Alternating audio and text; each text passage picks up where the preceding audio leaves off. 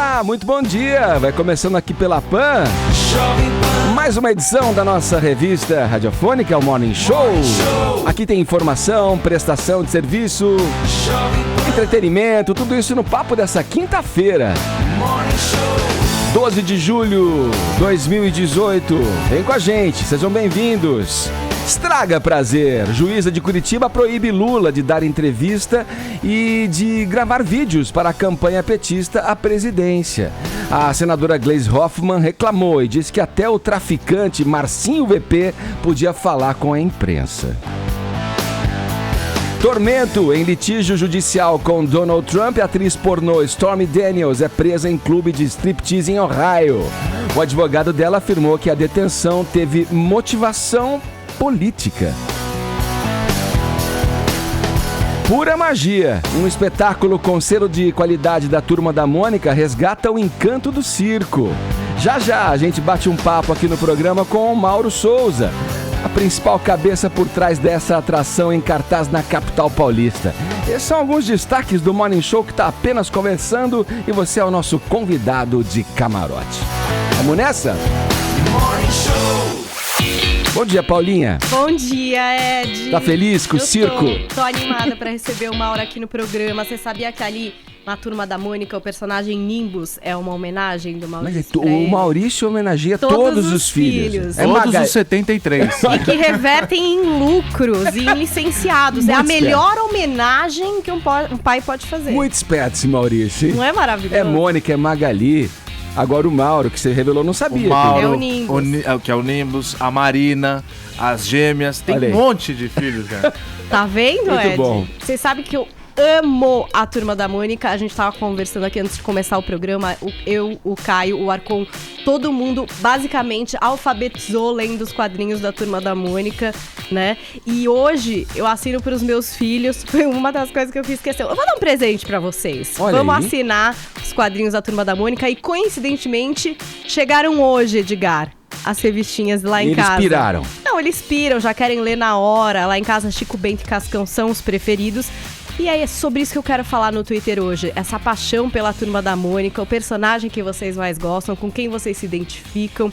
E claro que os comentários aqui do Morning Show. A hashtag de hoje é Turma da Mônica. Eu tenho certeza que vocês têm um gif, um meme, a Mônica falando tá, né? Porque esses personagens ainda são vivos para todos os brasileiros. Então tô esperando vocês na hashtag Turma da Mônica. E é claro que se formos para os assuntos mais comentados do Brasil, tem prêmio para vocês. Ótimo. Outra forma de interação é pelo nosso WhatsApp, 11 931 7009. O papo é Turma da Mônica. Você conta pra gente aí de que maneira essa turminha agitada marcou a sua vida. Destaque algum personagem. Não sei, aproveita e pergunto para os meus amigos aqui de bancada. Quais os personagens favoritos aí Cebolinha. de você? Cebolinha. Cascão, Paulinha. Pra mim é a Magali, Eu com gosto quem eu me daquele... identifico muito. A Magali, você gosta de uma melancia? Gosto de comer em geral. Até pedra, se tiver, Você estarei tá topando. mandando. É. Eu gosto daqueles outsiders, assim. Tipo Rolo. O Rolo, Piteco, Horácio. Piteco era Astronauta. Edgar sempre diferentão, né? Por Mas que não era. querer ser o Cebolinha ou o Cascão? Não, pra mim é alguma coisa alternativa. Eu acho que Não, mas a minha história preferida é do Piteco também. O Piteco. Era ele olhando a lua e ele falava, pô, não posso passar a vida só a Tinha uma contemplá-la. filosofia incrível nas histórias Exatamente, do ele dava Piteco. um jeito, e um dia ele chegava lá e quando ele chegava ele falava, putz, não tem nada pra ver aqui.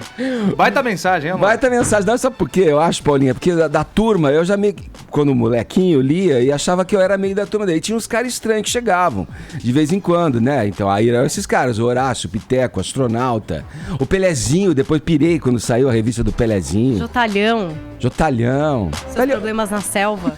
Cara, eu gostava muito do Cascão, porque sempre quando tinha festinha de aniversário na casa dos outros era refrigerante, e quando não tinha na do Cascão era limonada. E eu lembro das historinhas, sempre alguém falando, pô, não tem refrigerante pra mãe do Cascão? E ela, não, só tem limonada, não serve. E lá em casa era a mesma coisa. Olha aí, vocês viram como... Rendia mais. Vocês viram como dá pano pra manga isso aqui? A lembrança que Vai ser boa a conversa hoje. Vai ser boa a conversa. E você participe com a gente dessa conversa, mandando aqui o seu personagem favorito, né? De que maneira a Turma da Mônica marcou a sua vida aí. 11 931 17 1009. No mais, para acompanhar o Morning Show, baixe o aplicativo da Jovem Pan, acesse o nosso portal jovempanfm.com.br e também assista a transmissão pelo nosso canal no youtube.com/morningshowjp. Tem um monte de jeito de você estar com a gente durante as manhãs aqui na Pan, tá bom? Além das mídias sociais, estamos no Instagram e no Facebook. Deixa o seu joinha que a gente fica amarradão e feliz da vida, beleza? Vamos começar então? Todos convidados a passarem a próxima hora e meia colados na Pan, porque o Morning tá só começando. A seleção, Vini, vamos nessa, falar de futebol, meu querido. Rapaz. A seleção da Croácia vai pela primeira vez para a final de uma Copa do Mundo. Ontem ela venceu a tradicional equipe inglesa por 2-1 e agora, para levantar o caneco, né, inédito aí na história, tem que superar a França no domingo, quando a partida acontece ao meio-dia. Vini, vamos lá, pouca gente no início da Copa do Mundo poderia apostar, né, que a Croácia chegaria onde chegou. Tudo bem que tem aquele chaveamento que vai dando uma favorecida, você não trombar com os grandes e tal, mas é de fato uma surpresa, porque ontem a Inglaterra era a favorita pra vitória, né? Era, e você poderia até apostar assim numa boa Copa da Croácia, né, Edgar? Mas não de se imaginar que chegaria aí a uma final e agora tentando pela primeira vez aí ser campeã do mundo. A Croácia chegou mais longe, Edgar, na história das Copas aí em 98, numa semifinal, e perdeu justamente para a França, né? Então agora vai reeditar esse duelo aí. Ano, né? Na final a França foi campeã esse ano, infelizmente, contra a seleção brasileira. Agora, nessa partida Inglaterra e Croácia, Edgar, a Inglaterra também levava um pouco aí de favoritismo, até pelo desgaste, né, dos croatas nas duas últimas classificações, né? Porque eles passaram ali por 2 prorrogações, por pênaltis, então se imaginava aí um desgaste físico que poderia atrapalhar a Croácia. Mas por ironia do destino ou não, ontem a Croácia venceu a Inglaterra no segundo tempo de uma prorrogação com o gol do Mandzukic. Começou a partida perdendo, a Inglaterra dominante nos 30 minutos iniciais, um golaço do Trippier de falta. Aliás, o Trippier está sendo considerado aí até o melhor lateral direito agora da Copa, né? Desculpa, a gente falou do personagem Horácio, mas o goleirão da Croácia foi meio Horácio, né, meu? Foi mão curta? O cara não esticou a mão, pô. Olha o replay pra você ver. Também. Ele pula na bola com o bracinho encolhido, pô. Sim, verdade. Mas foi uma bela batida de falta ali. Bela batida. Do Trippier. Aí que acontece? Aí a Inglaterra perdeu um gol quase feito lá com o Harry Kane, que é um grande centroavante, um grande finalizador. Mas ele perdeu 2 gols, na verdade, né, Edgar? Um que estava impedido já, mas estava cara a cara com o goleiro. E aquele que a bola bate na trave, bate no Subasic. Foi incrível, né? Aquele lance que poderia ter matado a partida. Mas já sabia que a Inglaterra ia começar a ter dificuldades no jogo, Edgar, porque quem estava torcendo ontem para a Inglaterra? Tá brincando. Quem estava no estádio? Você tá pegando no pé do roqueiro, Quem comemorou o gol da Inglaterra e até divulgou nas redes sociais? Você tá brincando. Mick Jagger. Coitado do Jagger. Porque eu não quero falar, porque assim, a Luciana Gimenez, né, não, quer que a gente não fale, vai ligar quer que a gente pra você. não fale isso aí, Vini. que o Mick Jagger é pé frio, porque esse é um bullying, é algo muito ruim de se falar, né? Então a gente não vai falar que o Mick Jagger é pé frio, apesar dele estar sempre torcendo pro time que perde, tá sempre do lado derrotado, a gente não vai falar aqui que o Mick Jagger é pé frio. Tá numa temporada, não tão boa, vamos falar assim. Pois é, mas enfim, aí a coisa começou a complicar, né, para a Inglaterra, e no segundo tempo a Croácia empatou com o Perisic, que tava fazendo uma má Copa, né, Edgar? Tava até se cobrando uma melhor atuação do Perisic, e ontem ele apareceu, acabou sendo decisivo. O meio de campo da Croácia é o carro-chefe dessa seleção, né, com o Modric, com Mas o o Modric não jogou muito bem ontem, acabou sumido em campo. Então, mas aí acabou aparecendo o Perisic, que não vinha bem nos outros jogos, né? E no segundo tempo lá da prorrogação, a Croácia já estava um pouquinho melhor, né, no jogo, e acabou fazendo gol com o Mandzukic, que é um centroavante fazedor de gol também, igual o Harry Kane, né? A bola chega dentro da área lá. Ele é meio força, né? Aquele trombadão, isso, né? O força, exatamente. Jogador força, né? Ô, Vini, teve 2 lambanças da Inglaterra, cara, dignas de time de várzea, cara. Aquelas lambanças na saída de bola ali que Não, é uma plena Copa do Mundo. Vou falar a verdade pra você, eu não vejo nada demais nesse time da Inglaterra, acho que tem alguns bons valores ali, é um time jovem ainda. Aliás, Sterling joga um bolão. Tem o Lingard, tem o Dele Alli, que eu acho habilidoso, o Harry Kane é um grande centroavante matador do futebol inglês, mas no todo, assim, no geral, não vejo nada demais, é um time que estava sendo preparado até para outras Copas, nem se imaginava que a Inglaterra estaria aí numa semifinal, só que aí o que acontece? Sim. Os caras fizeram de tudo para perder para a Bélgica naquele terceiro jogo da fase de grupos para poder cair na chave mais fácil. Porque sabia que se ganhasse, cairia na chave que tinha Brasil, que tinha França, que tinha Uruguai, que tinha times mais fortes. Aí caíram do lado mais fácil, pegaram a Colômbia, já passaram um sufoco danado, venceram só na prorrogação.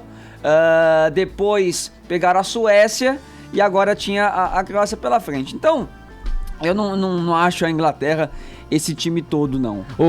Não é um time todo que pode ser campeão da Copa. É verdade, poderia. Mas tem isso aí, o futebol poderia ter sido, foi mais longe que a gente. Futebol tem isso, mas exatamente. Porque pegou adversários mais Croácia, um time muito ruim que ainda pode ser campeão da Copa do Mundo. Mas o futebol é maravilhoso por conta disso. Então, também. É assim pode sempre. Também. Você não tá com raiva do Brasil não ter passado? Eu acho que... Eu claro tô com que eu fiquei... raiva não, fiquei triste, mas achei que... Admite, você tá com um pouco de bode. Ficou quem merecia ficar realmente, quem tá jogando um futebol de encher os olhos. Aliás, falando em futebol de encher os olhos, Vini, eu não sei se você concorda comigo, a gente já passou por esse assunto aqui dias atrás.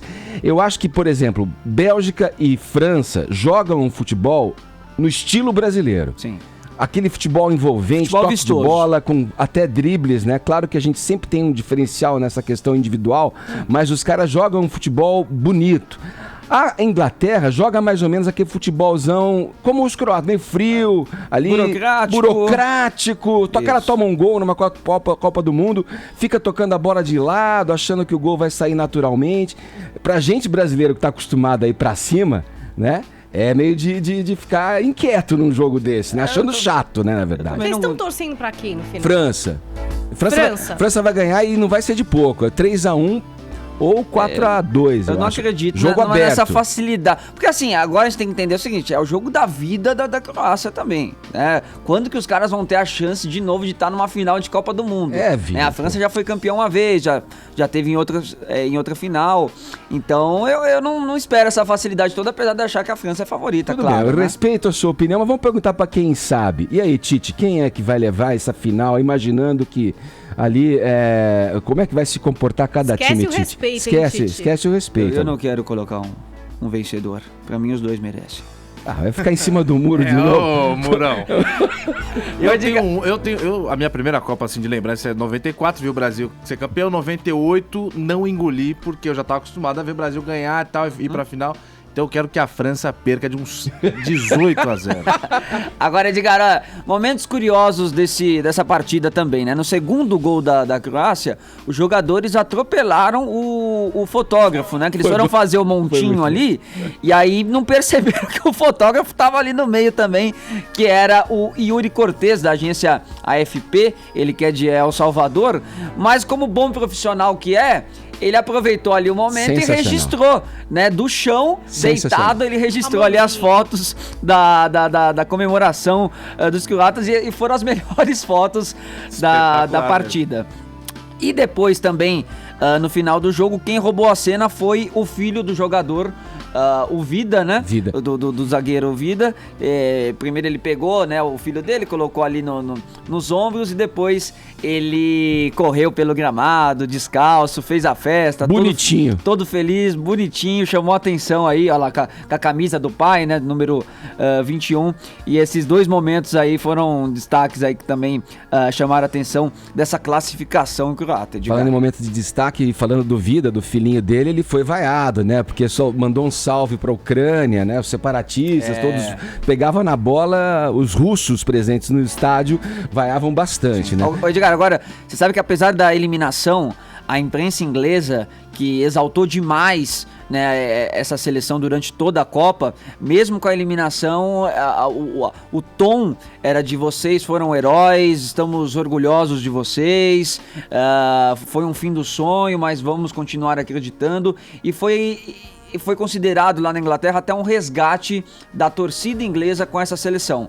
Né, de uma torcida que tinha se afastado um pouco aí da seleção, e essa Copa acabou resgatando, acabou unindo de novo essa paixão.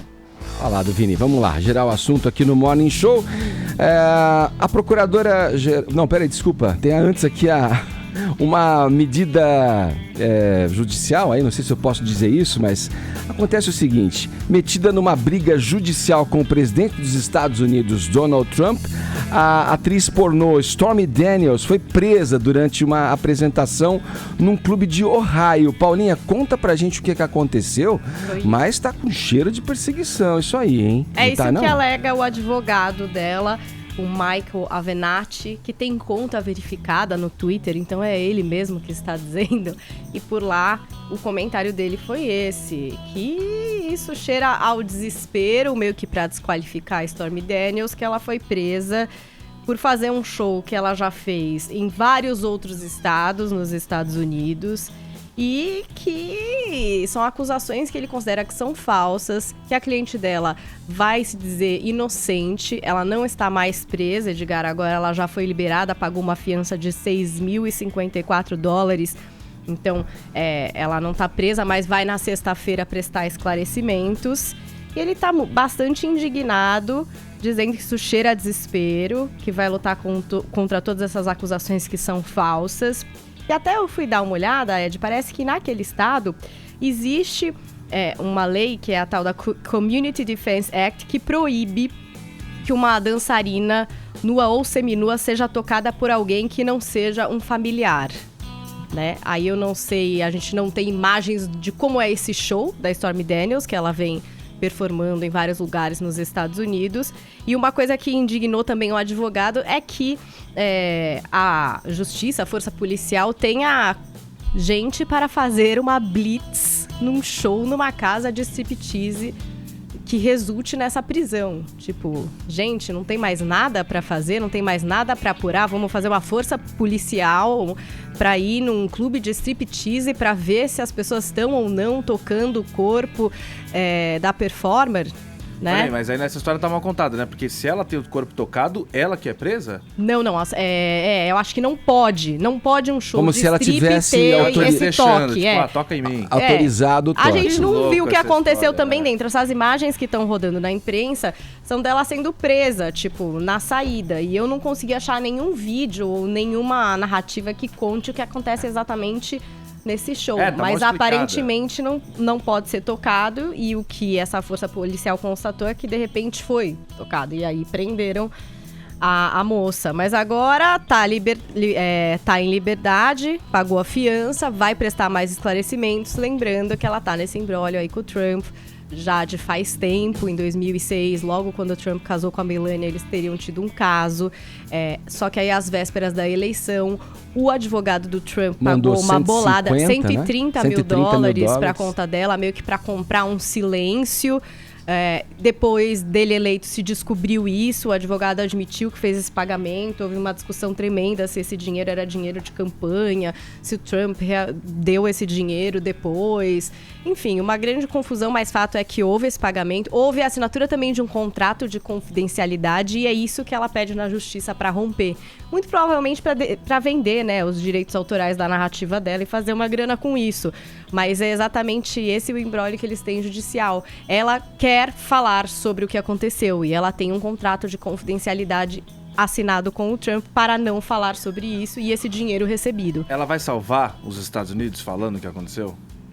Eu acho que não, mas ela se o Trump não quer que ela fale, muito provavelmente ele imagina que possa que possa ferir a figura dele, né? Que hoje é presidente dos Estados Unidos e tal. Esse imbróglio aí de se ela vai poder falar ou não dos detalhes ainda não foi decidido, tá? Em justiça, né? Mas é claro que desqualificar a figura dela é uma estratégia. É um ponto pro Trump, digamos assim. Não estou dizendo que isso aconteceu, tá? Não estou dizendo que é uma perseguição, mas é o que alega o advogado. Sim. O advogado fala... levantar algumas questões, porque a mulher também é oportunista. Não estou também falando que ela é ou não é oportunista. Mas eu tô falando que ela é. Eu tô tendo esse ponto de vista. Vocês me corrigem se eu estiver errado. Porque a época que ela saiu, se eu não me engano, 2006, Paulinha? 2006. Logo depois que ele... O Trump já era casado. Com a Melania, sim. Já era casado. Ela já sabia, porque o Trump sempre foi figura pública, sempre. Desde que ele nasceu, ele já era filho de bilionário e tal. Então, ela não pode falar, eu não sabia que ele era casado. Saiu com um homem, sabendo que é casado. Depois ela fala, me arrependi, eu preciso contar isso para os Estados Unidos. Ela vai salvar? Mas eu acho que não é uma questão de arrependimento, eu acho que ela não... É oportunismo, é óbvio que não é arrependimento. Eu acho que é então, inclusive para vender os direitos também, dessa história, para poder dar entrevista e falar sobre essa história. E quer ganhar grana em cima disso. Pode já ser. Quis ganhar grana em 2006, agora quer ganhar de novo, porque ela já deu entrevista falando, olha, o Trump não é bom de cama, eu sabia que ele não ia ser uma noite legal, mas mesmo assim eu topei. Então, entre um e o outro... Bom, eu também não tenho que ficar do lado de ninguém, porque eles não sabem nem que eu existo, mas eu tô do lado do Trump, desculpa. Não, mas tudo bem, fora essa questão aí do aproveitamento, a oportunidade, o oportunismo dela, a questão agora essa prisão é meio descabida, é uma prisão Mas ela vai brigar com um cachorro grande? A prisão que fica evidente que há uma perseguição aí, até porque, segundo o próprio advogado, Paulinha, é um show que ela faz nos Estados Unidos já em 1550 nightclubs, é o mesmo show, e agora ela vai ser perseguida e processada por isso, presa por isso? A questão é assim, existe essa lei, existe essa lei ali em Ohio. O que é estranho é existir uma força policial exatamente nesse show para averiguar se uma coisa que, gente, digamos que não faz nenhuma diferença para a segurança nacional, Quando mas sei lá. Quando você mexe com um bilionário e ainda por cima presidente da maior potência, coisas estranhas acontecerão, óbvio. É aí que mora a alegação do advogado eu sou louco, de perseguição. mas não rasgo dinheiro, eu não faria isso.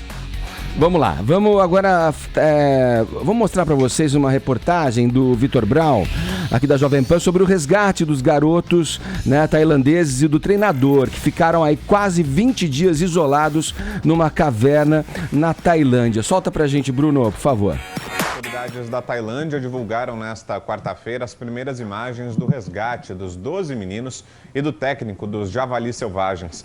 No vídeo é possível ver que os garotos saíram da caverna deitados em macas e cobertos por mantas térmicas. Segundo os socorristas, antes da travessia, todo o grupo recebeu tranquilizantes, mas nenhum deles estava completamente desacordado. Logo depois do resgate, eles foram levados de helicóptero para o hospital, que fica a cerca de 70 quilômetros da caverna. Em um outro vídeo divulgado nesta quarta, alguns dos meninos aparecem no hospital, reunidos em um quarto coletivo, deitados lado a lado. Eles usam máscaras e recebem o atendimento das enfermeiras. Segundo os médicos, todos estão bem, mas perderam em média 2 quilos cada um. 3 dos garotos e o técnico estão com infecção nos pulmões, mas já sendo tratados. Todos eles vão ficar em isolamento até que esteja comprovado que não contraíram nenhuma doença. Os pais dos meninos acompanham a internação no hospital, mas por enquanto só puderam ver os filhos separados por um vidro e se emocionaram bastante. A previsão dos médicos é de que os garotos e o treinador terão que ficar no hospital de 7 a 10 dias. A caverna onde o time ficou preso ficará fechada, mas depois que a segurança for reforçada, ela será reaberta para o turismo. Da Tailândia, a gente volta para o Brasil. A Procuradora-Geral da República, Raquel Dodge, quer que a conduta do desembargador que mandou soltar o ex-presidente Lula seja alvo de investigação. Zé Maria Trindade, ela sustenta que o Rogério Favretto, agiu para satisfazer um sentimento pessoal dele. Traga os detalhes dessa história pra gente. Bom dia para você aí na Capital Federal. É isso, muito bom dia a todos.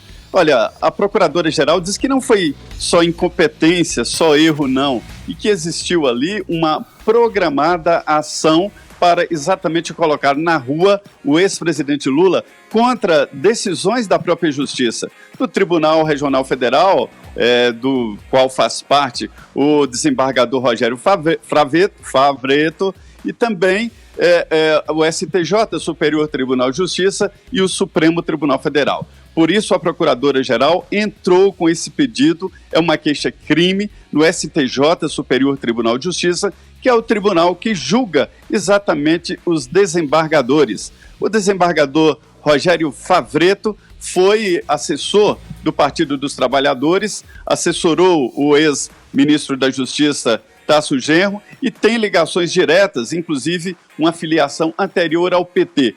Tudo isso é usado como argumento da Procuradora-Geral. Agora, Edgar, existe outra novidade, é que além desta queixa-crime, existe um novo processo no CNJ, que é o Conselho Nacional de Justiça, e aí vai julgar provisionalmente o desembargador. Veja bem, ele pode ser condenado à pena de aposentadoria com salários integrais, viu? Certo. Ô, Trindade, vou passar para o Caio. Muito se falou da incompetência dele na condução, né, dessa ação que ele teve, né, como desembargador, não pela incapacidade intelectual, mas por não estar habilitado, né, a agir como ele agiu, né? O Zé Maria tá olhando porque você falou que ia passar pra mim, mas você fez uma pergunta. Ô Zé Maria, pra você mesmo a bola ainda. Ele só pingou Não, era só uma colocação mesmo, Trindade. Porque ele não tinha competência pra isso. A alegação de vários juristas é nesse sentido, né? Exatamente. Olha, são duas coisas. São dois processos. Um é no Conselho Nacional de Justiça, que pede a aposentadoria dele. Veja bem, que pena horrível, né? A pessoa ser condenada à aposentadoria com salário de R$33 mil, mas é a punição para o desembargador. E outro é na esfera criminal mesmo, no CNJ. O argumento é o seguinte: ele sabia, foi programado com os advogados parlamentares, né? Não foram os advogados do ex-presidente Lula oficiais, que apresentaram horas antes dele assumir como plantonista do TRF. Então, se ele sabia e se ele não tinha competência e conhecia a sua falta de competência legal, né, para exercer aquela função, ele prevaricou. Esse é o grande debate e esse é o grande argumento. Porque a legislação protege muito os juízes e tem que proteger mesmo, né? É inviolável a sentença e tem que ser mesmo. Mas, nesse caso, não seria uma sentença, e sim uma ação criminosa. Pois é, ele não é só incompetente legalmente, ele é incompetente moralmente por questões óbvias que a gente já vem batendo na mesma tecla desde domingo. A acusação, Zé Maria Trindade, da Raquel Dodge é de que o juiz prevaricou, ou seja, ele agiu por interesses próprios ou por má fé do jeito que ele agiu. Essa é a definição mais simplista da coisa, da palavra prevaricação. Agora a Gleisi Hoffmann, a presidente nacional do PT, que nós tanto adoramos, estava em Pernambuco numa reunião, porque lá está tendo umas discussões se o PT vai ter candidato próprio ao governo ou não, e nessa oportunidade ela falou com a militância do PT e falou assim: e o Moro não prevaricou também, impedindo o cumprimento da sentença pela Polícia Federal, não observando o devido processo legal? Eu respondo para a Gleisi Hoffmann, porque nenhum militante lá tem cérebro com tamanho mínimo para explicar para ela. Eu explico. Não, o Moro não prevaricou porque não houve o devido processo legal. O juiz Favretto não tinha, como a gente acabou de falar, Zé Maria Trindade, bastante gabaritado para falar, acabou de colocar o que a gente já vem observando desde domingo, não tinha competência para isso. E o Moro, muito honesto e muito sensato, muito coerente, coisa que a turma do PT não é, ele virou e falou: calma, Favretão, é o seguinte, vamos esperar o relator do caso, Gebran Neto, chegar, ou então vamos esperar o presidente aqui do TRF4, Thomson Flores, chegar. Bom, dentre essas groselhas todas que a Gleisi Hoffmann coloca, que é só pegar e ler um pouco o noticiário que você derruba todas as teorias dela, ela falou outra groselha, ela falou assim, primeiro atacou a Raquel Dodge, falando assim, e o Moro não prevaricou? Atacou o Moro também, mas atacou a juíza Carolina Lebus, que é da 12ª Vara Federal de Curitiba, porque essa juíza, ela impediu o Lula de conceder entrevistas e participar também dos comícios e tal, das convenções do PT, agora que vão ter, inclusive isso atrapalha ele na intenção de se candidatar oficialmente dia 15 de agosto. A Gleisi Hoffmann atacou a juíza falando assim, ela fica impedindo o Lula de dar entrevista, até o Marcinho VP já deu, aí eu sou obrigado a concordar com a Gleisi Hoffmann quando ela coloca no mesmo patamar o Lula com o Marcinho VP. É sério, porque os dois são criminosos.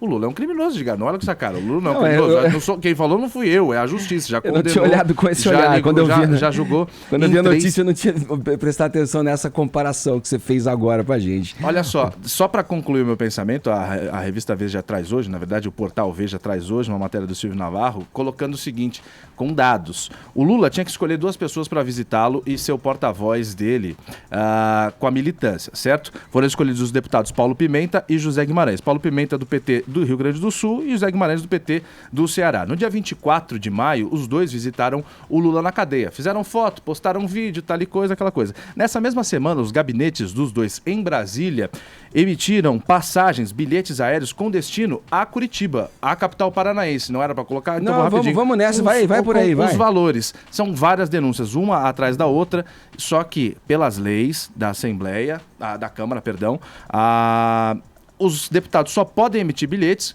em função do mandato deles, do cargo deles. Ou seja, de Brasília para o estado a que eles pertencem. Curitiba não é o estado, não está no estado de nenhum dos dois. Paraná não é o estado de nenhum dos dois. Ou seja, uma porção de denúncias que vão sempre minando os argumentos do PT. E esses deputados, esses correligionários aí do PT que fazem carreata, caravana para Curitiba, estão sendo pagos com que grana, hein? Quem está bancando essas viagens, Trindade?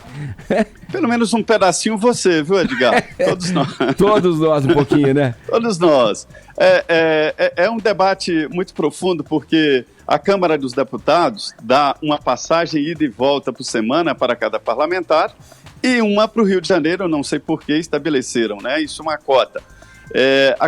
Para o Estado. Então, quem mora, por exemplo, no Norte, no Acre, recebe mais crédito, porque se trata de uma passagem, evidentemente, mais cara do que a de Goiânia, né? Uhum.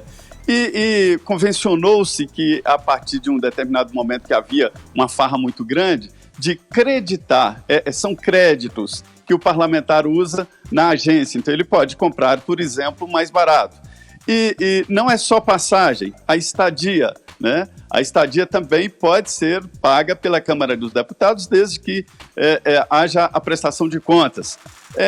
O grande debate é o seguinte: este é um ato do mandato, né? E eles dizem que sim, que se trata de uma ação política e não pessoal, quer dizer, ele não está de férias com a família e tal, e sim numa ação política do PT que você pode não concordar, ou enfim, esse é o argumento. Mas o certo é que nós estamos pagando esta farra de passagem para Curitiba para visitar o ex-presidente Lula. Edgar, ninguém quer visitar o presídio de Pedrinhas, onde os problemas são maiores. Valeu, Trindade. Obrigado pelas informações. Bom trabalho aí em Brasília. Pois não, muito bom dia a todos. Agora 10h31, horário da capital federal brasileira. Jovem Pan Morning Show.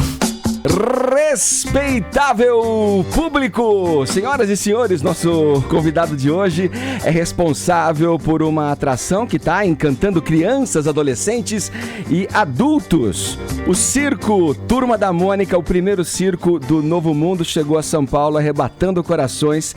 E olha, trata-se de um grandioso espetáculo que pretende resgatar a magia do circo. Nosso papo agora é com o ator, músico, empresário, produtor, diretor e oitavo filho do genial Maurício de Souza.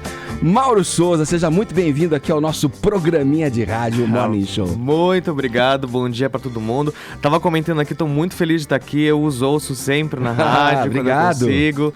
E agora vocês estão aqui ao vivo, em cores. Em cores. Você tá conhecendo o nosso cubo multicolorido. Sim, uma beleza, tô muito feliz. Ô Mauro, nas palavras da sinopse do espetáculo aí, o circo Turma da Mônica traz em cena a história de que o fim do circo coloca em risco o poder de imaginação das pessoas para que as novas gerações continuem sonhando. É preciso montar um novo circo que resgate a vocação de imaginar, de brincar, de se divertir.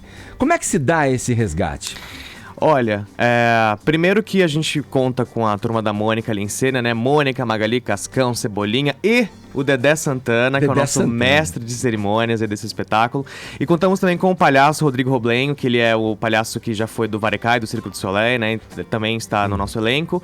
E eles ajudam a contar justamente essa história que você falou, Edgar, de resgatar a magia do circo, o sorriso das pessoas, porque no espetáculo, de fato, o circo acabou, né? E eles precisam embarcar nessa grande aventura para resgatar os artistas que fugiram cada um pro seu mundo.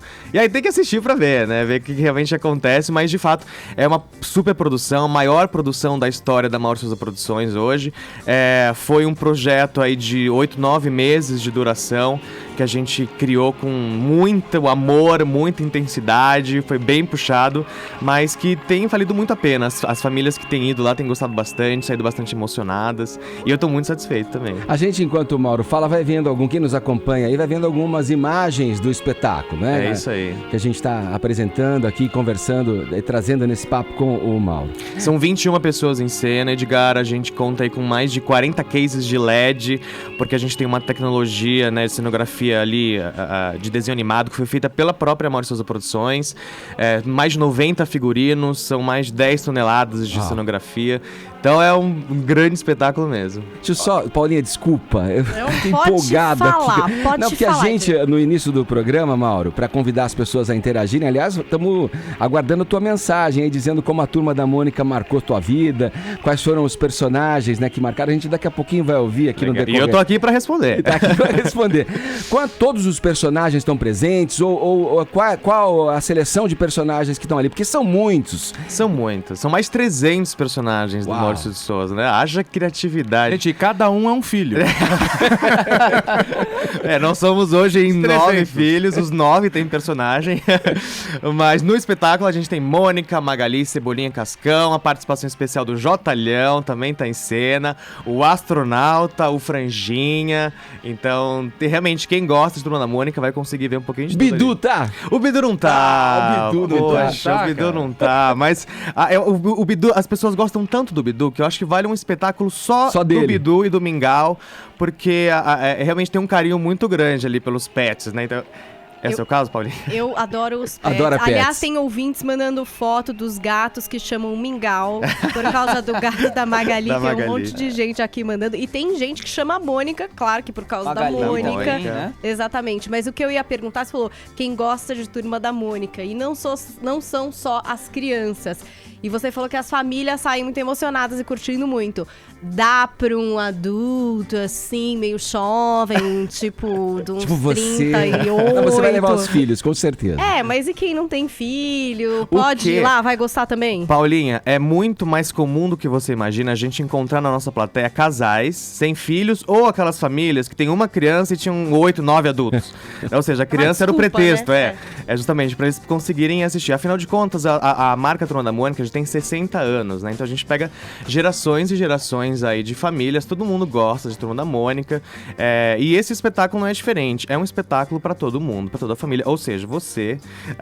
Não preciso nem usar da desculpa da licença poética de ter filhos pra ir lá. Mauro, Eu posso gostar mesmo assim. falou que vocês são em 9 irmãos, 9 filhos do Maurício, e os 9 têm personagem. A gente sabe das características mais marcantes. A Mônica brava, Magali Comilona. a Magali comilona e tal. Eu queria que você, como irmão, como filho, como um dos personagens também, falasse um pouco do seu personagem e traçasse um paralelo na vida real, como é que era na casa de vocês, quando vocês moravam juntos, suponho que hoje não mais. O Nimbus. Não sei. O Nimbus! O Nimbus é o personagem Mauro, foi que é o irmão do inspirado. Do Contra, né? Isso, irmão do Contra. Eles surgiram ali na década de 90, 94, 95, e cuja característica principal é que o Nimbus tem muito medo de chuva, né? E de fato, assim, eu, quando era pequeno, eu morria de medo de chuva, inclusive, ao invés de assistir a programas de desenho animado, ou enfim, eu assistia a meteorologia. Desculpa te interromper, mas eu acho que você influenciou mais de um personagem, hein? Quem? Medo de chuva, você falou? Acho que ele não Pode, gostava de tomar talvez. banho, gente, também, viu? Não sou o Cascão, eu sou cheirosinho. Não sou o Cascão, não. O Nimbus, ele de fato tinha medo de chuva, ele gosta muito de mágica, porque desde pequeno eu também queria ser mágico. Então, não tinha como ser diferente. O Nimbus tinha que ter essas características, que era o que eu era naquela época, né? E de fato, na minha casa, assim, era o tempo inteiro... o meu pai desenhando junto com a gente, estimulando que a gente desenhasse junto com ele, criando histórias. Então ele sempre incentivando a gente a ser criativo, né? Então meu pai realmente ele é criativo por natureza, mas ele sempre como pai também colocando isso para os filhos e fazendo com que os filhos também sempre criassem, desenhassem. E esse desejo do Maurício segue, porque a gente falou 60 anos da empresa e sempre diversificando, né? Hoje tem uma infinidade de outros produtos E saindo, né? que vem da dos Turma da gibis e Mônica. pegando Na novas internet tem áreas, né? aquela Licenciamento, Toys, né? daquele desenho Toys, a Turma da Mônica, que as crianças adoram. Tem a Turma da Mônica Jovem. A Turma da Mônica Jovem. Tem um monte de produtos. É incansável essa busca de diversificar e de ampliar o universo? Com certeza. Inclusive, eu atribuo a isso um dos principais assim, motivos para a gente conseguir estar 60 anos no mercado, né? Que a gente consegue se atualizar sempre e estar presentes nós estarmos presentes em todas as plataformas de entretenimento. Seja no teatro, através do gibi, de livros e agora principalmente no digital, né? Realmente a parte digital nossa tá muito forte. São 8 milhões de seguidores. A gente tem hoje no YouTube, por exemplo, a gente tem acho que 4, 5 milhões de inscritos já, uma média de 40 milhões de visualizações por dia nos nossos vídeos. É um número muito expressivo pra gente, cresce muito e de fato essa é a nossa intenção, que a gente esteja presente em todas as plataformas de entretenimento, através de licenciamento, através de produtos que vão desde gibis, a fraldas, brinquedos, espetáculos, parque, hotéis. E a minha área justamente é essa, né? Eu cuido da parte de live experience, né? Então parques, shows, eventos, tá sob aí o meu guarda-chuva. Ô Mauro, me chamou a atenção a hora que você falou da participação do Dedé Santana, e ele teve aqui também recentemente, né? É um cara que ele tem a alma do circo, né? Ele tem essa característica Origem do circo ligada muito forte nele. O que ele acrescentou aí em questão do espetáculo? Eu queria que você falasse um pouquinho mais dessa participação dele. A escolha do Dedé, ela foi instantânea, assim. A partir do momento que a gente escolheu o tema circo e que a gente precisava de um mestre de cerimônias, ele foi a primeira pessoa que veio em mente, justamente por isso, porque ele vem do circo, ele é um palhaço nato, ele é um eterno trapalhão, né? Todo mundo conhece ele justamente pelo humor. E a gente precisava, pra esse personagem, pro mestre de cerimônias, alguém que tivesse justamente, carregasse essa experiência, fosse bem vivido, bem experiente mesmo. E ele contribui muito, ele propõe muito em cena, ele tem ótimas ideias, o humor dele é muito bom em cena, e o casamento foi muito bom. E lembrando que o Dedé já teve uma história com a Turma da Mônica. Na década de 80, a gente fez um filme que foi dirigido por ele, inclusive, que era a Turma da Mônica na Cauda do Cometa, onde tinha a Turma dos Trapalhões com a Turma da Mônica, né, fizeram um longa-metragem ali da década de 80, então é como se fosse um revival agora, de ter a Turma da Mônica com o Dedé Santana juntos de novo. Ô Mauro, eu fico imaginando aqui, é uma história que mexe com a gente, você falou 60 anos, né? E transpõe gerações, né?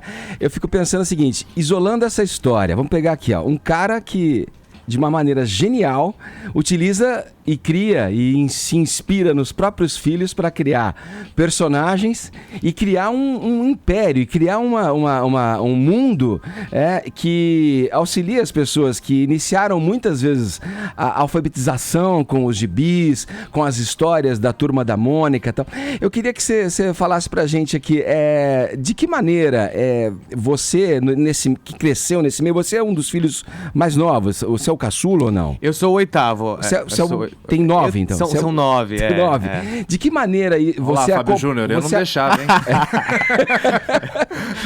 De que maneira você acompanhou esse processo e quando caiu a ficha pra você, falou assim, nossa, eu tô no meio das histórias, eu faço parte disso tudo.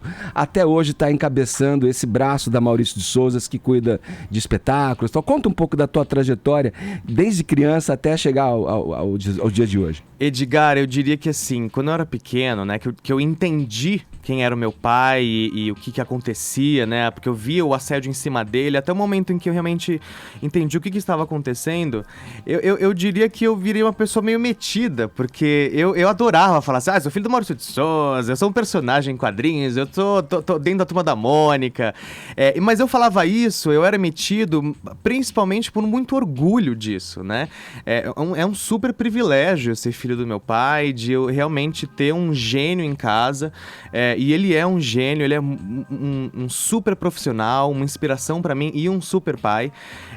E aí eu acho que eu nunca me recriminei, nunca falei assim, olha, não posso, não quero ser visto como... não quero ser visto como filho do meu pai. Não, eu sou filho do Maurício, eu faço questão de que saibam disso e eu quero aproveitar isso, né? Eu faço questão de realmente mostrar e por isso que trabalho com isso hoje, porque eu acho que é uma bênção pra mim. Eu sou muito, muito grato de realmente poder trabalhar com isso e ter minha infância inteira com a Turma da Mônica. Quem nos vê em imagem, ali tá você com os meus irmãos. Seu pai, né? Ladeado dos irmãos, todo mundo ali, todos os personagens ali, todos né? os personagens. A gente vê a carinha, já fica imaginando. Ah, tá. Aquela Mônica parece a Mônica mesmo, né? Se me permitir, a Mônica Magali. Se me permitir, Mauro, eu vou mais ou menos retomar minha primeira pergunta. Ô, Brunão, volta essa foto aí, por gentileza, dele com a família. Vou fazer uma pergunta pra quem tá só escutando a gente. Talvez não faça tanto sentido visualmente, até, aliás, nenhum, mas fica aí valendo o convite pra depois, quando chegar no seu escritório, na sua casa, você acessar lá, bota no YouTube Morning Show, a edição de hoje, você vai ver. Fala pra gente, ô Mauro, retomando mais ou menos a minha pergunta, que você falou do seu personagem, do Nimbus, tinha medo da chuva. Isso. Quem é quem nessa fotografia que tá aí com o Mauricião? Bom, eu tô ali embaixo, né, de óculos, ali agachado, o Nimbus, aqui de roxo. Ah, tá. Isso. Ali do meu lado de boné tá o Maurício, que é o do Contra. Do lado do Maurício embaixo tá a Mônica. Em cima ali tá a Wanda, que é a irmã gêmea da Valéria, que tá na outra ponta. Já se perderam? Posso continuar? Pode ir. Aí tem a Marina, que é a desenhista, que tá ali de amarelo. Do lado dela, a Magali. Do lado da Magali, meu pai, Maurício. Do lado do Maurício, meu outro irmão, Maurício também, que era o Dr. Spam. Desculpa, o Espada. A Mariângela, do lado do Maurício. E ali embaixo, por último, o Marcelinho, que é o caçula. A Mariângela... É a Maria Cebolinha. Ah, Maria Cebolinha, Maria que é a irmã, Cebolinha. a bebezinha. A bebezinha, a irmã do Cebolinha. Legal, show de bola. Ô, Mauro, Ele é grande, né? Olha lá, tá aqui aí na imagem. Isso, essa mesmo. você falou aí do crescimento do digital. Quanto que é a participação do Maurício de Souza nesse campo digital? Fala um pouquinho do trabalho dele, porque realmente, né, cresceu muito, expandiu demais. Imagino hoje que ele ainda escreva algumas histórias, mas deve ter ali outros roteiristas que o ajudam. E nessa área digital, como que é a atuação dele? O Maurício, ele busca estar presente em tudo. Ele tenta estar ali realmente a par de tudo. Mas é muito difícil, né? Nós hoje somos aproximadamente 400, 500 funcionários e criando, assim, o tempo inteiro, né? Então é meio impossível acompanhar tudo. Mas ele supervisiona tudo, assim, no geral, né? Na minha parte, por exemplo, no espetáculo, ele de fato acompanhou, aprovou o roteiro, aprovou a seleção, aprovou todo o conceito visual junto com a Alice, que é minha mãe. Ele busca estar presente, mas de fato, assim, ele dá bastante autonomia aos diretores, no caso eu também, pra de fato a gente conseguir tocar os projetos por nós mesmos, né? Mas em off você falou aqui que ele ainda se dedica a um personagem especial. Sim. Quem que vocês acham que é, hein? Bota aquela trilhazinha. Vamos dividir.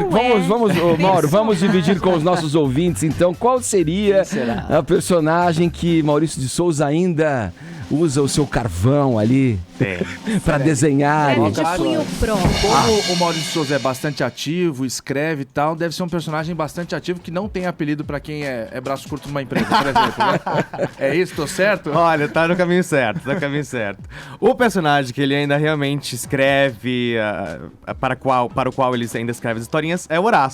Né? Então os Horácios, quando vocês virem ali as historinhas do Horácio, de fato, são as ideias do meu pai que estão ali. Uma espécie de alter ego, assim? É uma espécie de alter ego. Olha, que desde demais. sempre ele escolheu o Horácio realmente pra ser aquele personagem que representa as suas ideologias. Mas o Maurício não é braço curto. O Maurício não, pelo contrário. O Caio ainda falava, a gente quando lembrávamos os personagens, né, da época de infância, ele falou do Piteco, que o Piteco tem aquela pegada mais filosófica também, ele olha a lua, ele observa tal. Esse eu achei que tinha um perfil que poderia se encaixar também nas ideias, né, do seu pai. Mas é surpreendente quando você fala e revela que ele, na verdade, escreve até hoje ainda o personagem, o pequeno dinossauro Horácio. Todos os outros personagens, né?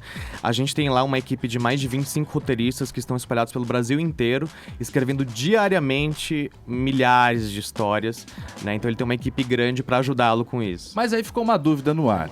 Você falou de de 18 personagens dos 200 irmãos que você tem. Só que faltou falar. E o Cebolinha e o Cascão? Qual que é a brisa dele? O Cebolinha e o Cascão eram amigos de infância do meu pai, né? Então ele pegou realmente esses amigos cujas características eram justamente essas mesmo. Então o amigo dele que não gostava de tomar banho, o outro que falava velado. Exatamente. E transformou em personagens, né? E muito criativo, né? Pegar realmente características ali marcantes de pessoas que você conhece e transformar. Que são bastante comuns pra meninada, né? São muito Em casa comuns. são dos preferidos. O Cascão é o preferido por motivos óbvios. As crianças não querem interromper nada pra tomar banho, exatamente. Cada um se identifica com um personagem, né? Igual vocês estavam falando aqui de qual que é o personagem predileto. Acho que realmente cada um tem um. São 300 opções, né, que a gente tem. Qual é o seu? O meu, depois do Não Nimbus, vale o Nimbus. claro, eu diria que é o Chico Bento. Eu gosto muito do Chico, da simplicidade dele, do humor dele. Acho que é bem contrastante com meu estilo de vida, então acho que é por isso que eu me identifico dedãozão bastante. com bicho de pé, né? Exatamente. Um VHS, que era uma história de Chico Bento chamada Olha a Onça. Olha a Onça, essa é um clássico, Era um clássico. Um VHS que a meninada de hoje nem imagina o que seja, né? Um Pesava clássico. mais que um notebook. Ô Mauro, eu não sei exatamente qual é o grau de envolvimento que você tem com isso, mas eu queria que você falasse um pouco em que pé tá o longa-metragem, né? O filme A Turma da Mônica Laços. Todo mundo quer saber, né, Edgar? Já o teaser que a gente soltou já foi um estrondo. Então, assim, existe, claro, uma produtora que está produzindo esse filme.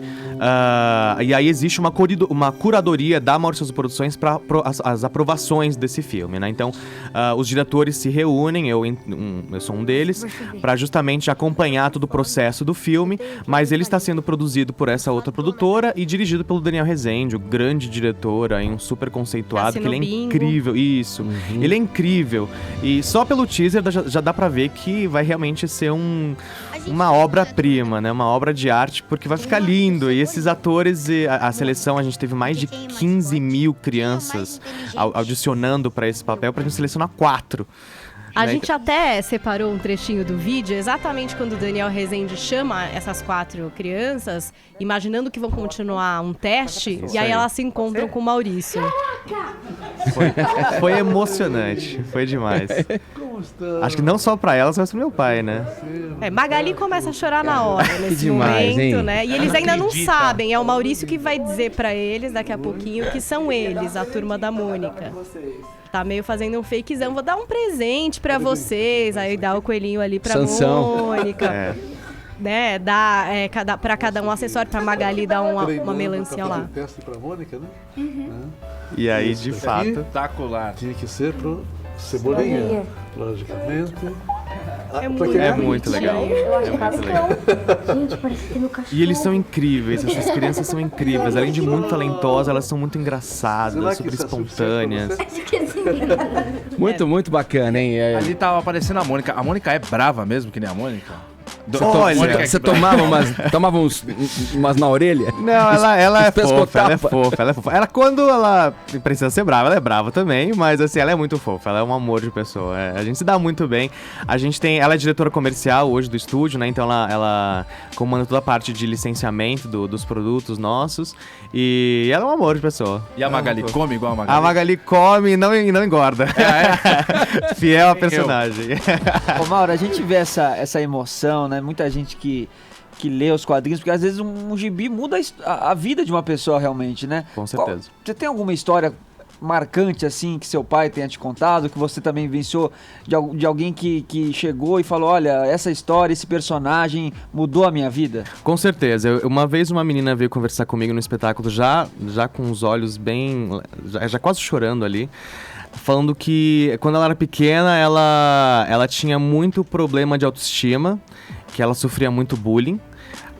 E que a personagem Mônica pra ela era uma inspiração de força, de alguém que realmente se defendia e que ia atrás daquilo que acreditava, e ela falando isso comigo chorando, assim, ficou até emocionada aqui, porque realmente ela veio com muita verdade falando comigo de como a Mônica, a personagem Mônica, foi importante na vida dela, na infância dela, para que ela realmente superasse as dificuldades e defendesse as próprias os próprios ideais. E por isso, inclusive, que a minha irmã, né, a própria Mônica, ela lançou recentemente o Donas da Rua, que é justamente esse projeto de empoderamento feminino, né, de mostrar realmente a força das mulheres, o poder da própria personagem Mônica. Olha, né? a gente via a Mônica, já nem imaginava que ela já era uma feminista ferrenha ali com o seu coelho Punha, Sansão. querido. Se impondo ali. Cebolinha tinha que fazer muitos planos, dava um helado pra caramba. Mirabolantes. Sim.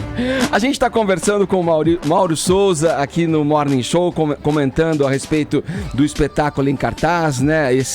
O Circo Turma da Mônica, que conta a história de vários personagens, que tenta resgatar, e eu acho que faz ao contento, né, a fantasia, né, do circo, né, de trazer de volta essa questão da fantasia e da imaginação nesse resgate, né, da cultura brasileira e de algo que está presente, eu arriscaria dizer, olha, na grande maioria da população brasileira, esses personagens estão impregnados aí. Daqui a pouco a gente segue nesse papo, fala mais e dá o serviço do espetáculo para você que ficou interessado no papo com o Mauro Souza. Até já, 11 em ponto, horário de Brasília.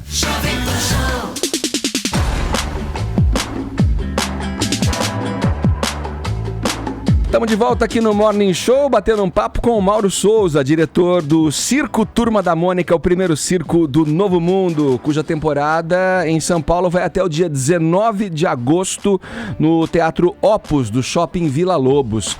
Mauro, hoje a Turma da Mônica é o tema da nossa interação aqui com o Twitter, né? A Paulinha fez a nossa hashtag, trouxe a nossa equipe, mais de 400 redatores, bolou, né? É uma equipe gigantesca aqui, nosso departamento de hashtags avançadas, e a gente bolou essa hashtag, muito elaborada, hashtag Turma da Mônica. E demorou o quê? 3 segundos pra gente entrar pros assuntos mais comentados do Brasil. Olha aí, que maravilha, tá vendo? A galera, a nossa claque eletrônica vibra. Chegamos a segundo hoje, porque não tem um brasileiro que não tem alguma coisa pra twittar sobre a Turma da Mônica. E o papo também aqui com o ouvinte pelo WhatsApp é esse, né? Dos ouvintes resgatarem pra gente os personagens favoritos, de que maneira a Turma da Mônica mudou a vida, né, dos nossos ouvintes e tal. Vamos lá, como é que tá o Twitter aí, Paulinha? Olha, a gente separou alguns, vamos lá. Leozeira, hashtag Turma da Mônica. Toda a geração, desde os anos 80 e 90, foi alfabetizada com a Turma da Mônica. Lembro que meus pais assinavam e eu pirava quando chegava aquele pacotinho prateado com um monte de gibi da turma. É igual até hoje, viu? Pré-histórico gamer, hashtag Turma da Mônica. Nesse frio, o Cascão me representa. E eu nem preciso explicar a imagem pra vocês, porque todos sabem que Cascão não curte tomar um banho, não é verdade? E também agora o Felipe Lopes, a hashtag Turma da Mônica não fez parte da nossa vida. Ela faz dos gibis aos memes, porque tem realmente esse meme maravilhoso de Mônica. Esse meme dá o que falar, viu? Mandando né? Pra tudo. Qual que é a imagem real disso? Serve pra tudo, ô Caio. Nem sei mais, acho que já teve tantas versões desse meme. E aí mudam também o que tá escrito no computador da Mônica, às vezes colocam também o Chico Bento com alguma outra expressão, né? É uma coisa maravilhosa que serve pra responder basicamente tudo que possam escrever na internet. Vamos ver aqui o que os ouvintes estão falando pra gente da Turma da Mônica. Vamos ver o que eles destacam. Bom dia, Paulinha. Bom dia, povo todo do Morning Show. Tudo bem? Tudo. Bom, nem vou me identificar porque eu já sou cliente de vocês. Olha, eu também cresci assistindo a Turma da Mônica, lendo gibizinhos. Eu lia todos os dias. Não tínhamos dinheiro para comprar, nós íamos naquelas bancas que vendiam revista velha e a gente comprava e eu lia todos. E hoje meus netinhos curtem pra caramba. O meu personagem preferido era o Cebolinha, que eu achava tão frágil. Agora, os meus netinhos curtem a Mônica e o Cascão. Beijo, beijo, beijo, beijo. Acho que é isso um pouco que a gente falou das gerações, né? A vovó agora falando dos netinhos, né? Exatamente. E essa cultura de você ler, eu fiz muito isso. Você ia na banca, quando você não tava com a grana pra comprar, você parava ali e ficava folhando, lendo as historinhas, aí você fechava, guardava e acabou, saía de lá com a história e deixava a revistinha lá. Bom dia, galera do Morning Show. Aqui quem fala é Rosângela de Poços de Caldas. Poxa, que legal falar da Turma da Mônica. Eu amo de paixão Turma da Mônica. Meus filhos gostam demais. E recentemente eu fiz uma assinatura da Turma da Mônica e a pessoa que me atendeu perguntou quem era criança em casa que gostava de ler Turma da Mônica, e eu fiquei meio sem graça, mas eu falei, tem criança mais não, meu neto já tá mocinho, né? Meus filhos já são todos já grandinhos, mas eu amo Mônica, a Turma da Mônica de paixão. Meu preferido é o Chico Bento. Chico Bento é um barato, cascão, gosto demais. Turma da Mônica jovem, curto de montão. Bom dia para vocês, tudo de bom. Olá, turma do Morning Show, meu nome é Rita, sou aqui de Taubaté. E o personagem da Turma da Mônica, que eu adoro, é o Louco. Ele realmente pirava a cabeça do É muito Cebolinha. comum isso. O louco, o Vini lembrou bem, né? Do filme, né? De Volta pro Futuro, né? Do cientista lá. Tem mais uma aqui, ó. Bom dia, Morning Show. Então, da Turma da Mônica, eu gosto realmente de todos. E o que marcou a minha infância era ir de ônibus para Recife, 2 dias e meio de viagem, não era fácil, com o Almanacão. Antes de chegar no fim da viagem, eu tinha completado ele todo, aí na volta tinha que comprar outro.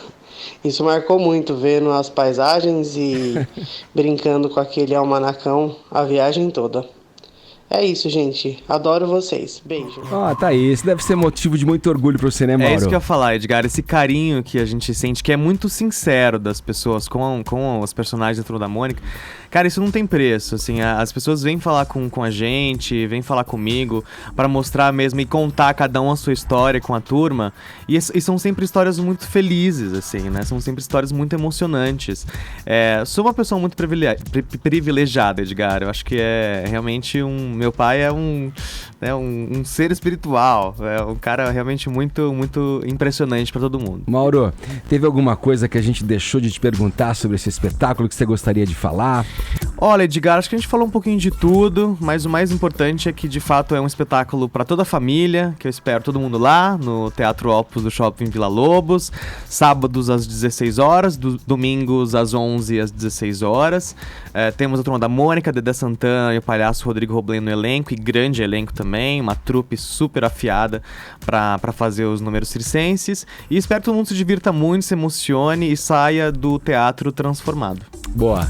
Tá aí, um prazer falar com você. Então, só relembrando aqui o ouvinte, o Circo Turma da Mônica, o primeiro circo do Novo Mundo, tem temporada em São Paulo, então até o dia 19 de agosto, no Teatro Opus, que fica no Shopping Vila Lobos. A intenção é rodar o Brasil com esse espetáculo, vocês vão sair daqui de São Paulo para outros lugares. A gente tá pro Brasil, a gente tá pro mundo inteiro. A gente tá falando pro mundo inteiro, mano. Bom saber, porque de fato a gente estreia aqui em São Paulo, mas vamos fazer uma tour aí pelo Brasil inteiro, vamos passar por mais de 10 cidades, e quem quiser saber essas cidades pelas quais vamos passar, é só entrar no nosso site, que é o circoturmadamonica.com.br. Todas as informações estão por ali. Boa, obrigado, viu? Obrigado vocês, foi um prazer enorme estar aqui, sou um mega fã.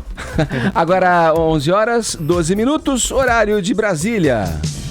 Jovem Pan Morning Show.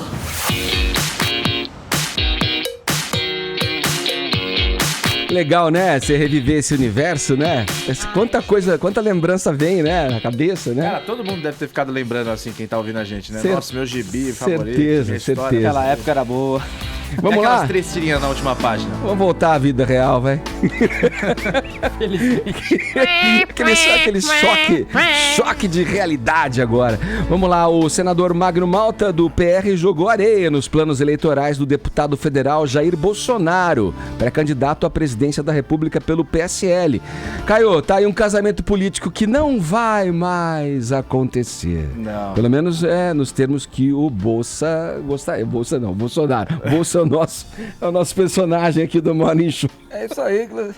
É que essa expressão cabe muito, é bem apropriada para a situação de o casamento dos sonhos, porque o próprio Bolsonaro já tinha se referido ao senador Magno Malta várias vezes, em diversas oportunidades públicas, como o noivo dos sonhos, o casamento dos sonhos, o vice dos sonhos. O Bolsonaro adorava falar isso. Por quê? Porque o senador Magno Malta, ele é bastante conservador, é um dos senadores mais conservadores de toda a bancada, não do partido dele, mas de todo o Senado, na verdade. Ele tem uma agenda bastante conservadora e que vai muito no norte. Ele é cristão, ele é pastor evangélico, então vai muito no norte do que o Jair Bolsonaro prega, né? Que é aquele conservadorismo todo.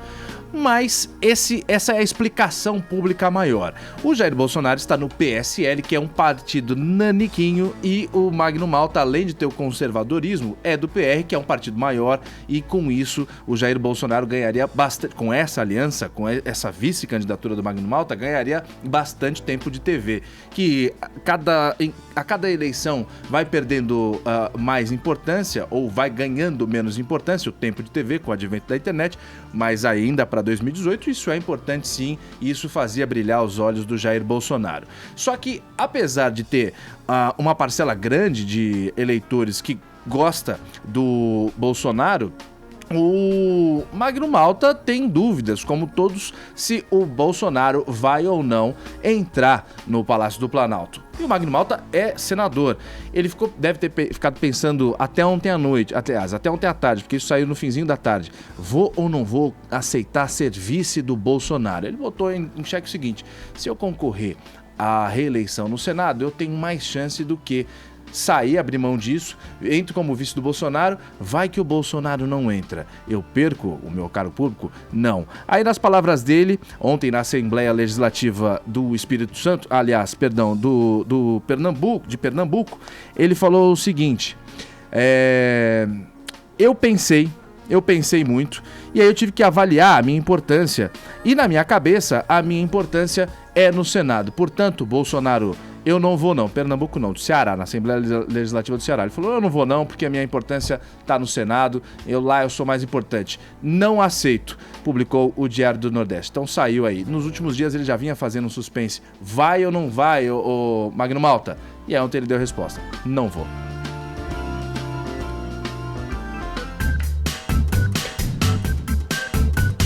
Um dos destaques de hoje no mundo do entretenimento é uma revelação de que podemos chamar de bombástica. Olha só, o cantor Michael Jackson foi quimicamente castrado pelo pai.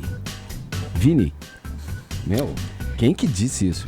O Conrad Murray, né, o médico que inclusive foi condenado aí, né, pela morte do Michael Jackson em 2009, ele foi condenado em 2011, né, por ter administrado ali uma overdose do Michael, e ele já tinha dado, né, algumas revelações, já tinha feito aí algumas revelações da violência com que o pai do Michael Jackson o tratava, né? Mas até então ele não tinha ainda dito sobre essa castração química, né? Então ele diz o seguinte: o fato de ele ter sido quimicamente castrado para manter sua voz aguda é algo indescritível, né? Isso daí ele revelou em um vídeo para o The Blast, dias depois da morte, né, do Joey Jackson, que morreu de câncer no último dia 27 aos 89 anos, né, Edgar? Então a gente já tinha informações sobre a violência. O próprio Michael Jackson, né, falou em uma entrevista para a Oprah, né, como que o pai o tratava, que ele levava muitas cintadas, que era realmente muito violento, mas agora vem essa informação aí do ex-cardiologista, que já tinha também feito algumas revelações em um livro de 2016, A Vida Secreta do Dr. Conrad Murray e Michael Jackson, acusando aí o Joey Jackson de forçar o Michael a tomar injeções de hormônio aos 12 anos para curar a sua acne e impedir que sua voz mudasse. Essa é uma técnica, a técnica dos castrati, né? Tava até recorrendo aqui à internet para me lembrar, a tal dos cantores líricos, né? É um procedimento que você interrompe castrando a criança. Olha que loucura, Olha, hein? que negócio. Você impede que os hormônios que vão do testículo para a corrente sanguínea e participem da formação não desenvolvam a laringe, né? Para aí a voz não engrossar e você manter essa voz até feminina, né? Fina, mais aguda, tal, própria do sexo feminino, em via de regra, né? Mas que loucura, hein? É assustador, onde né? chega a loucura das pessoas, quer dizer, Não sei, será que isso é verdade ou não? Aí fica-se também aquela coisa, né? O que tá sendo dito existe, ali? se existia ali nunca vai descobrir, uma mas rivalidade. Se você pensar na voz do Michael, era realmente uma voz fina. de extensão aguda fininha, uma voz, né, fina. Sei lá. Caramba. Você sabe que tá tendo uma exposição, acho que é na National Portrait Gallery em Londres, que, enfim, até a Madonna tava nessa exposição a semana passada, que é sobre o Michael Jackson. E um dos textos de abertura que tá lá é assim: o Michael Jackson foi uma das pessoas mais injustiçadas pela imprensa, porque de tudo que foi dito pra ele, de todas as coisas que ele foi julgado e tal, ele nunca foi condenado, né? Nunca disseram que, por exemplo, ele abusou de uma criança de fato. Ele nunca foi condenado de fato pela justiça, mas que no imaginário das pessoas, por tudo que fizeram, por tudo que exploraram, se construiu uma outra imagem do Michael Jackson. E é louco isso que o Edgar falou. O que é verdade? O que é mentira? Quantas 1 milhão de histórias a gente ouviu, né? Sobre o Michael Jackson, que já não tá mais aqui entre a gente. E aos poucos as pessoas que conviveram com ele, que souberam de fato quem ele é, vão falecendo, né? Porque vai passando o tempo. E faz essa declaração no rabicho da morte do pai também. Então, é uma coisa louca. A gente nunca vai saber, eu acho, quem de fato foi o Michael Jackson, porque é envolvido em tanta fofoca, em tanta coisa história que aconteceu, que a gente já não sabe no que acreditar e no que ele foi. Mas a obra permanece, né, Edgar? Sempre. Essa aqui que a gente tá ouvindo aqui, ó. Só pra dar uma palhinha aqui, ó.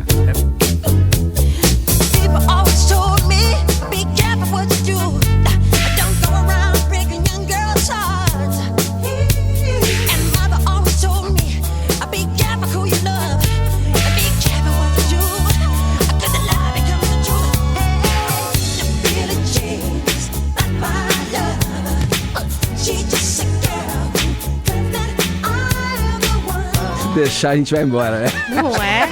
Já tem um programa gênio do Michael Jackson. Qual que é que tem a guitarra do Van Halen? É o Beat It. Beat It? É do Van Halen, né? Isso é muito legal, hein? Vambora, vamos em frente. Afinal de contas, hoje é... O quê? Dia de estreias, Edgar. Hoje é quinta-feira, dia de estreias na telona. Conte pra gente, Paulette Carvalhota Tarantino. Nossa, esse nome aqui. Maravilhoso. Eu conhecia a Paulette, mas Carvalhota Tarantino? Eu vou assumir esse nome agora. Cada vez que eu for falar de cinema, só atenderei por Paulette Carvalho. Como é? Carvalhota Tarantino. É um ótimo nome. Por que a gente deve sair de casa, se meter na sala escura pra conferir aí algo de bom? Aliás, ontem fui ver Os Incríveis.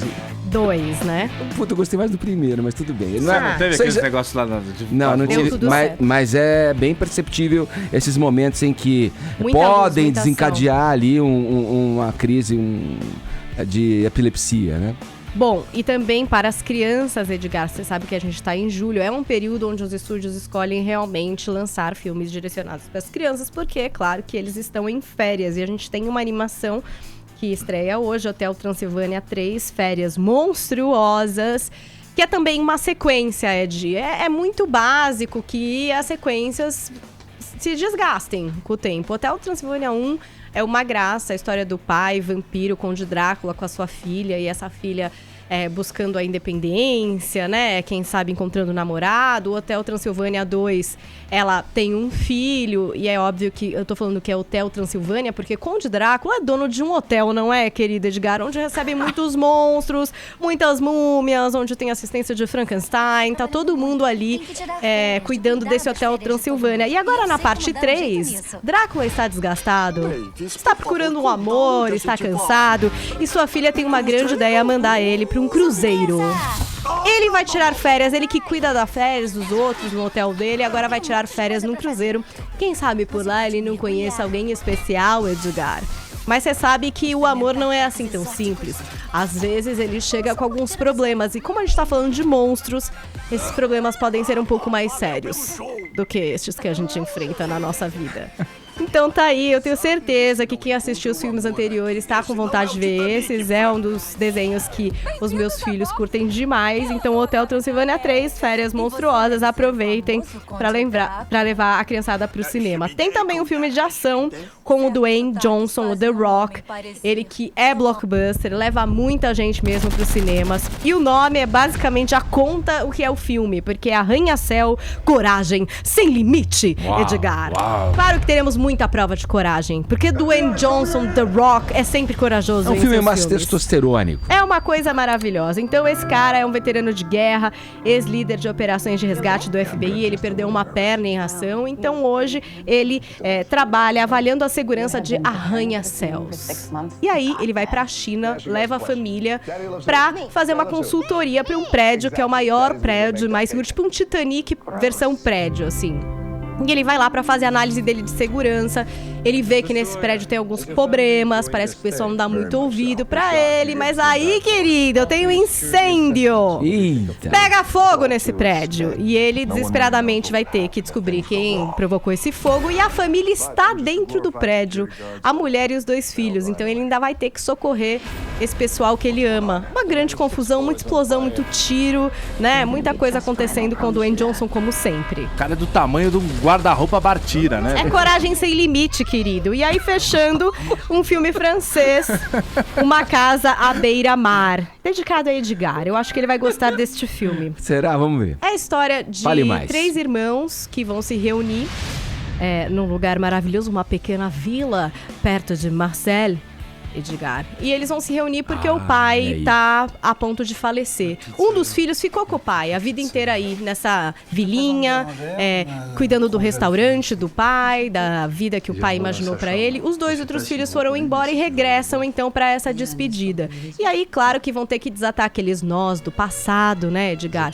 Vão ter que ver o que é que vão fazer com essa herança deixada pelo pai, o que é que a gente faz com esse restaurante, como que a gente prossegue com as nossas vidas. E no meio disso, tem uma subtrama que acontece, que é essa família cruza com imigrantes ilegais que aportam aí na ilha e eles encontram essas pessoas, então também vão ter que lidar com esse dilema. A gente entrega as pessoas à justiça, elas estão sendo procuradas, ou a gente ajuda essas crianças, as pessoas que a gente encontrou. Tá aí Uma Casa à Beira-Mar. Hoje você não vai falar de nenhum filme bom? Então, isso aí é incrível, pô. Me pareceu ótimo esse é o mais filme. curioso, na verdade, mas tem... Você não gostou, Arcon? É bom, cara. Custódia, que eu falei a semana passada, é um filme eu bem me emociono legal com que está em cartaz também. História real, cinema francês, né? Ou alguma coprodução francesa e tal. Falei que o Edgar ia Vida gostar real. desse filme. Aí vem lá o outra fantasia. Legal, você senta lá, sai do cinema, vê o The Rock e não leva nada pra casa. Mas o Arcon falou uma coisa que é séria. A gente tá numa entre-safra, né? Daqui a pouco, no pós-férias... É sério. Daí começam a chegar os filmes que estão pleiteando o Oscar. Então, os filmes mais fortes, realmente, vão começar a chegar ali por agosto, setembro. Agora é um período de férias. Eu quis te provocar e você concorda comigo? Você é muito do bem, meu. Eu tô da paz. Você é muito do bem. A crítica, que é especialista, é a Paulinha, mas posso dar a minha opinião aqui dos 3? O primeiro, eu iria numa sexta-feira, assim, com uma mina, tá? Legalzinho. Mina não vai nunca com você no The Rock. Não, o primeiro, do desenho. Do desenho animado. Bonitinho, tá. Aí você faz o simpaticão. O segundo, The Rock, vai sozinho. Já rotulou as minas, Paulinha. Por quê? Rotulou. Ah, para. E o terceiro, chato, não gostei. Só eu julguei pela capa, pela fotografia. O terceiro, não, passa. Você espera sair na tela quente. Não vai sair na tela quente. Velho. É um grande... Você gostou? Filme francês na tela quente, não vai ter. O do Dwayne, talvez. Ô, da pena, você gostou mais A Paulinha é brilhante, mas essa análise do Caio é genial. Podia acabar o programa assim. Vamos terminar. Falando em acabar o programa, a lojinha está se fechando. Volta amanhã na programação da Jovem Pan, às 10 da manhã. Antes, a gente, claro, vai oferecer aqui as prendas de hoje. Célia Grilli Barral, dentista palmeirense, agora vencedora aqui no nosso Twitter. Da pena, aproveita que você já chegou Rodrigão, junto. meu velho. Rodrigão, só isso? Rodrigão vencedor hoje. Por que ele merece levar, da pena? Ele é um baita cara. Tá bom, obrigado pelo prestígio, pela audiência. Amanhã a gente volta aqui na programação da PAN, trazendo sempre informação, prestação de serviço e entretenimento. Muito obrigado por estar com a gente até agora. Amanhã tem mais. Tchau, cuidem-se, hein? Você ouviu Jovem Pan Morning